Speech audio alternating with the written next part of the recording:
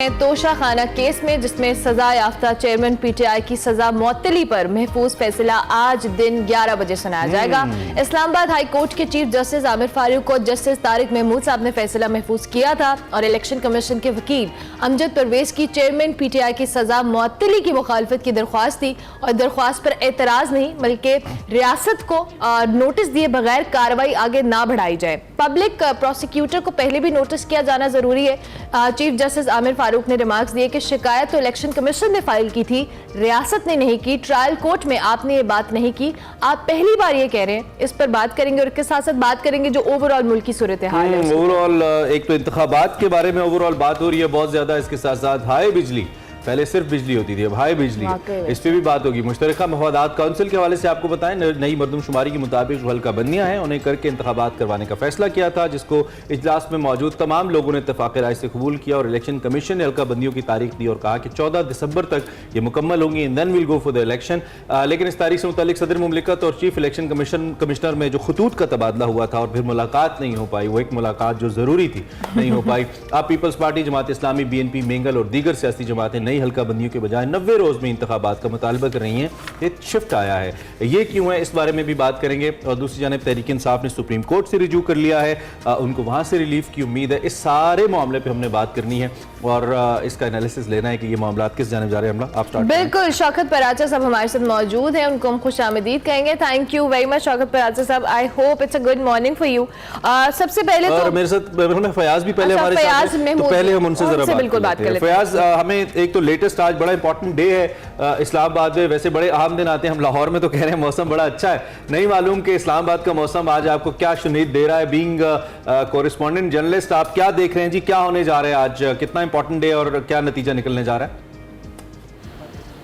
देखिए, पाकिस्तान की political history में एक बड़ा अहम दिन है क्योंकि आपको मालूम है कि साबिक प्राइम मिनिस्टर हैं चेयरमैन PTI, उनकी सज़ा मौतली की दरख्वास्त पर आज फैसला होना है कि आया कि उनकी तोशा खाना फौजदारी केस में सज़ा मअतल होगी या फिर वो अपनी कैद, जो उनको 3 साल कैद और 1 लाख रुपया जुर्माना आयद कर रखा है ट्रायल कोर्ट की जानिब से, क्या वो इसी तरह ही बरकरार रहेगा और वो इसी तरह अपनी कैद जो है वो जेल में काटते रहेंगे।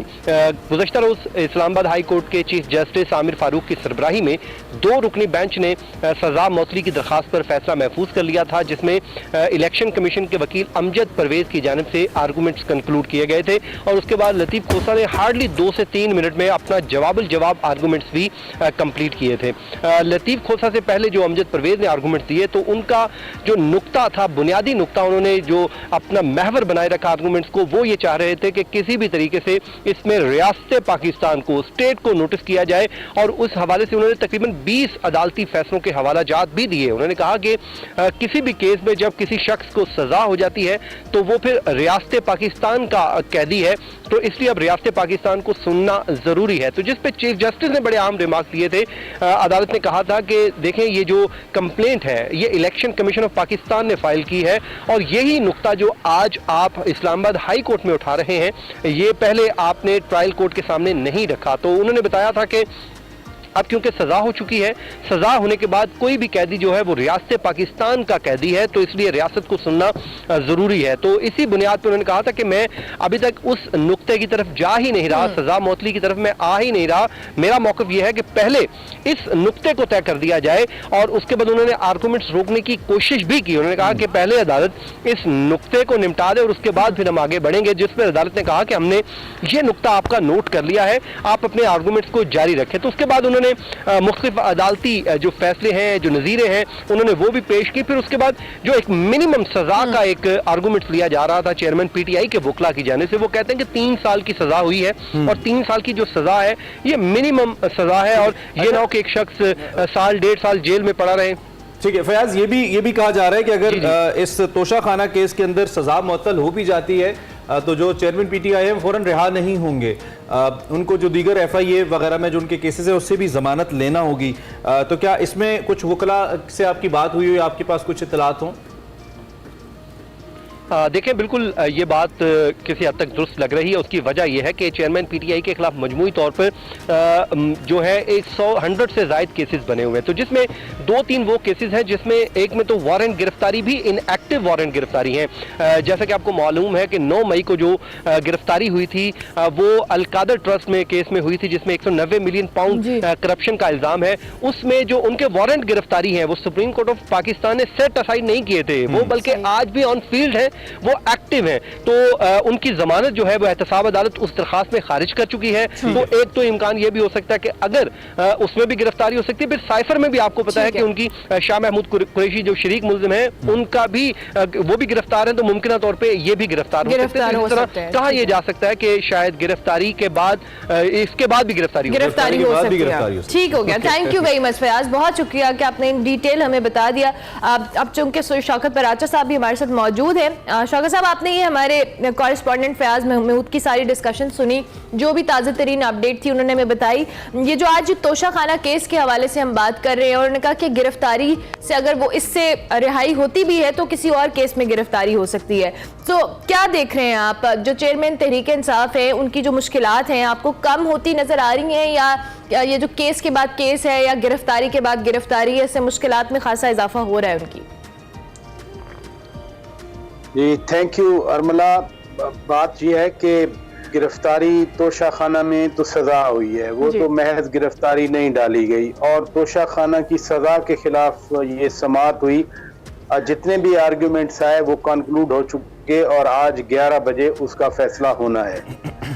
ये जितने जो कुछ हो रहा है, यूसुफ रजा गिलानी ने एक हार खरीदा था, पैसे भी दिए थे, कागजात में वो क्लियर था, और उसके बावजूद खुद चेयरमैन पीटीआई के वो बयानात और उनका प्रोपेगेंडा पूरी कौम के सामने है। अभी जो कुछ हो रहा है, आप दूसरों के खिलाफ प्रोपेगेंडा करते थे और खुद वही काम करते रहे, उसमें जो कानूनी पहलू थे वो कवर थे। यहाँ तो कानूनी पहलू बेसिकली कवर नहीं है कि आपने जो तोशाखाना के तहफ़ खरीदे वो पैसे आपने शो नहीं किए कि कहाँ से आए, फिर आपने किस तरह से पैसे पे किए वो आपने शो किए।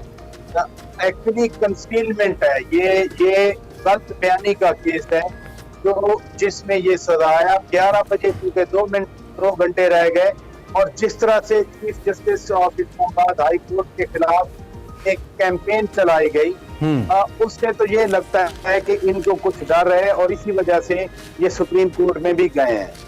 ये तो हो गया तोशाखाना वाला केस। बाकी सीरीज ऑफ केसेस है। साइफर वाला एक बहुत ही बड़ा केस है कि पूरे मुल्क की किया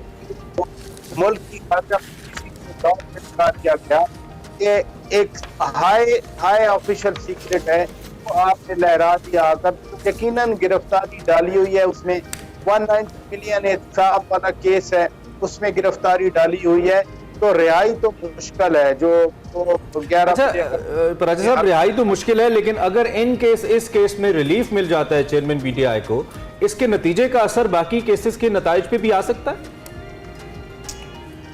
देखिए डिफरेंट केसेस हैं, मसलन ऑफिशियल सीक्रेट एक्ट के अंडर साइफर वाला केस है, वो करप्शन वाला केस नहीं है। ये तो इलेक्शन कमीशन का केस है कि कंसीलमेंट ऑफ एसेट्स है या मिसस्टेटमेंट ऑफ फैक्ट्स है, वो क्रिमिनल केसेस हैं। साइफर वाला सिक्योरिटी रिलेटेड केस है, 190 मिलियन पाउंड वाला वो करप्शन का केस है। तो मैं नहीं समझता कि ये इंटरडिपेंडेंट है।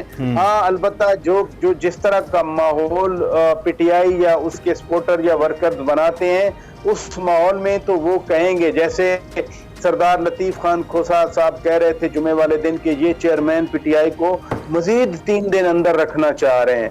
तो भाई इस मुल्क में 11 साल लोग अंदर रहे और उन्हीं केसेस में बरी भी हुए, तो आप 3 दिन को इतना वो हाइप दे रहे हैं सिर्फ एक साइकोलॉजिकल और एक वो जो माहौल बनाया जाता है उस माहौल को बनाने के लिए। अदरवाइज जी अच्छा बराज साहब, ठीक है, ये नुक्ता आ गया। थोड़ा सा आगे बढ़ते हैं इस पे, तो अब जो भी नतीजा है सामने आ जाएगा, हम और आप देख लेंगे। थोड़ा सा इलेक्शंस के ऊपर आ जाए। पहली दफा ऐसा हो रहा है, अमूमी तौर पे एक जमात ये करती है, खासतौर पे वो जमात जो कि हुकूमत में होती है, हमने पाकिस्तान की तारीख में देखा है, या फिर वो जमात जिसको डर हो कि शायद वो बेहतर नताइज ना ले पाए, इलेक्शन से घबराती है। ऐसा नहीं होता कि मुल्क की तकरीबन सभी बड़ी जमातें एक आध जमात को छोड़ के, वो इलेक्शन से घबराना का लफ्ज़ पता नहीं ठीक है या नहीं, लेकिन फासला ज़रूर इख्तियार करती नज़र आती हैं। उसमें उनको ताख़ीर ज़रूर चाहिए, कभी हाँ कभी ना वाली पॉलिसी है।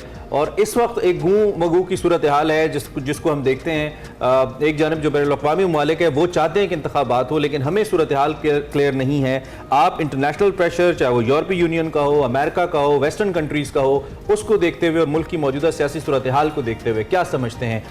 क्या मौजूदा जो निगरान सेटअप है उसके लिए टाइमली इलेक्शन पे जाना उसके लिए लाजिम होगा या नहीं? जो खदशात है हमारे, उसी जानिब जाएगा ये मामला।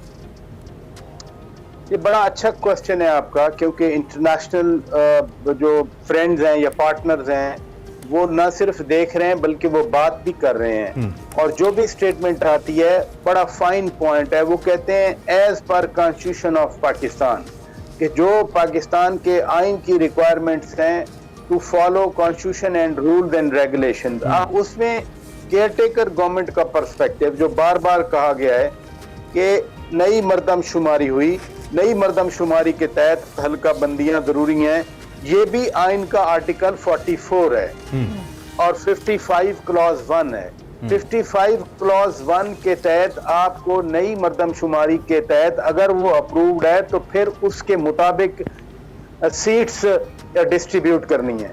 दूसरी साइड कहती है कि आइन का आर्टिकल 224 224 का सबसेक्शन 2 है जिसके तहत 90 दिन के अंदर अंदर इलेक्शन कराना है। लिहाजा आइन की दोनों articles at the same times वो ऑपरेटिव हैं, वो फाल हैं। अगर डिले होते हैं इलेक्शन, जो कि मुझे ऑनेस्टली नजर आ रहा है कि डिले होंगे, वो जब तक ये मरदमशुमारी की नोटिफिकेशन के बाद जब तक ये हल्का बंदियां नहीं होंगी, हल्का बंदियां फिर पहले इलेक्शन कमीशन करेगा, फिर उस पर ऑब्जेक्शन आएंगी, ऑब्जेक्शंस रिमूव होंगी, एड्रेस होंगी, रिड्रेस होंगी, उसके बाद जाकर इलेक्शन होंगे।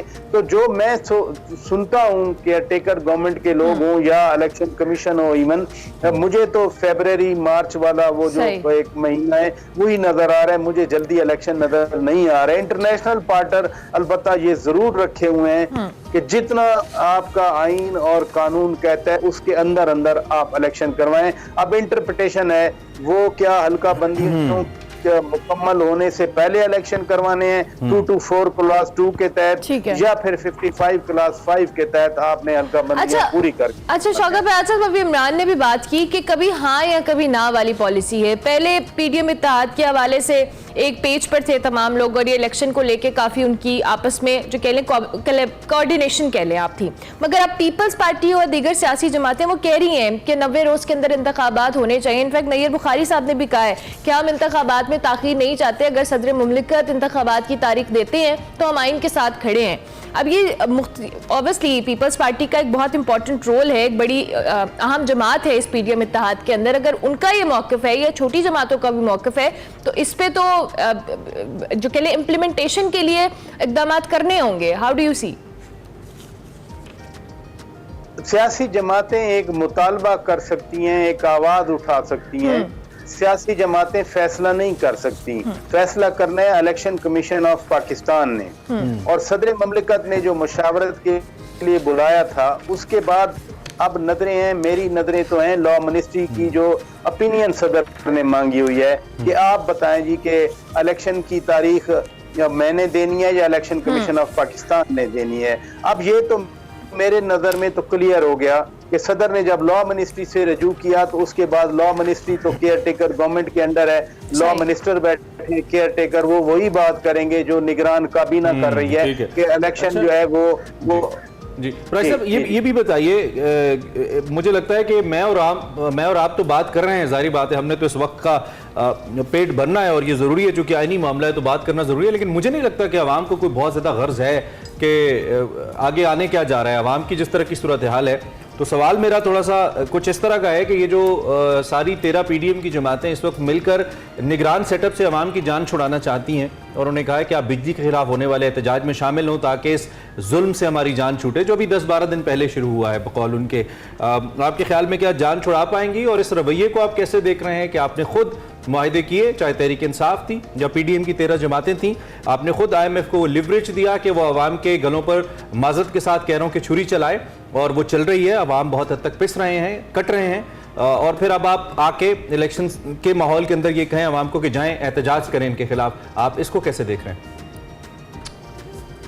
एक्चुअली आपके पास वक्त कम है और सवालात बहुत ज्यादा हैं, तो एक बात अभी कंप्लीट नहीं हुई होती, आर्गुमेंट रह जाता है। आपका दूसरा सवाल है, बहरहाल मैं इसी सवाल को एड्रेस करता हूं। देखें, 3.5 साल PTI रही, वही एग्रीमेंट किया, उन्होंने एग्रीमेंट तोड़ा, IMF नाराज हुआ।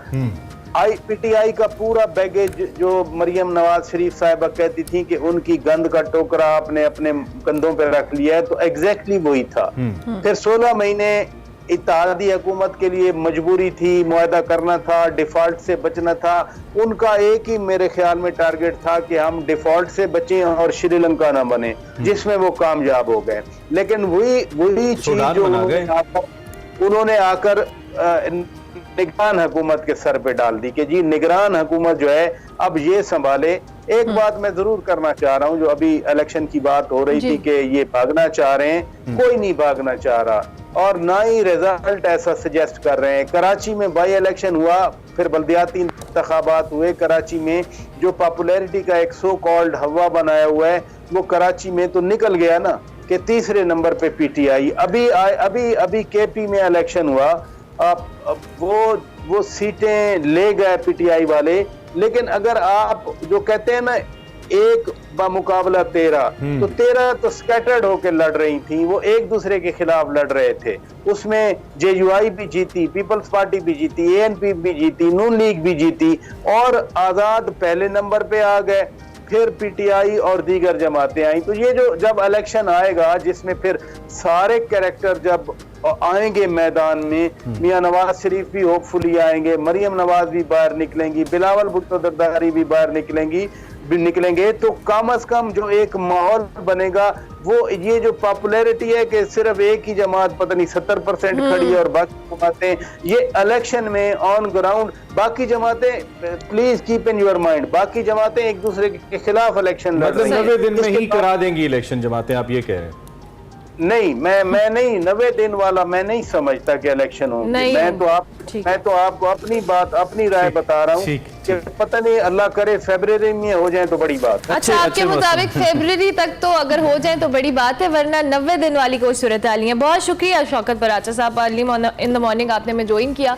और मौजूदा जो इंतखाबात के हवाले से हम बात कर रहे हैं, उनके मुताबिक सियासी जमातें इलेक्शन से भाग नहीं रही हैं, और ये भी नहीं है कि जो रिजल्ट एक्सपेक्ट किए जा रहे हैं वो बिल्कुल वैसे ही होंगे, लेकिन अलबत्ता 90 दिन के अंदर इंतखाबात होते उन्हें नजर नहीं आ रहे। ठीक है जनाब, इससे पहले कि हम आगे बढ़े, हमने जो कि बिजली के बिलों की बात की थी, अफसोसनाक खबरें रोज़ आ रही हैं, और ये खबरें ऐसी नहीं है कि हम कोई मतलब सिर्फ टेलीविज़न भी देखें, हमारे आसपास से आ रही हैं। बिजली के बिल और महंगाई, जो ताज़ा तरीन इतलात हमारे पास आई, 2 जानें और ले गई ये महंगाई। जहानिया और डिजकोट में 2 अफराद ने अपनी ज़िंदगी का खात्मा कर लिया। भूख से बिलखते बच्चे देखकर माँ से बर्दाश्त ना हुआ और उसने जहरीली गोलियाँ निकली और ख़ुदकुशी कर ली। और इसी तरह शौहर के बिल अदा न करने पर बिजली काट दी गई और 2 दिन पहले राशन के पैसों से बिल अदा किया।